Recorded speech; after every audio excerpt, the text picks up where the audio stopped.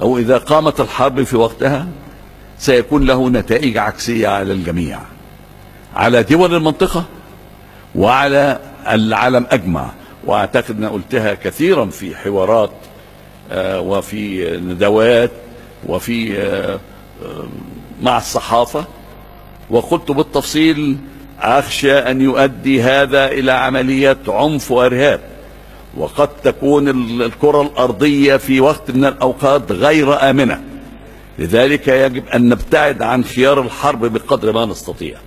ولكن خيار الحرب اتخذ، وقرار الحرب كان قد اتخذ، وقلنا اللي نقدر نقوله وحاولنا نقدر نحاوله، لكن بدأت الحرب وأنا أخشى من تداعياتها. الحرب كان يظهر انهم متوقعين، والتصريحات انها هتكون سريعه وقت قصير. وانا افتكر الرئيس الامريكي مره كان بيكلمني في اكتوبر وانا في المغرب، وقال لي: والله انا اود احل المشكله سلميا.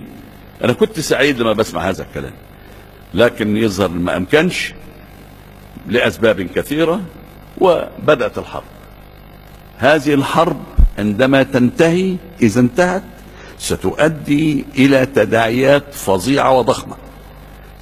تزداد الارهاب، الجماعات الارهابيه تتحد، بدل ما عندنا بن لادن هيبقى عندنا 100 بن لادن، والمساله هتبقى مش امنه اطلاقا.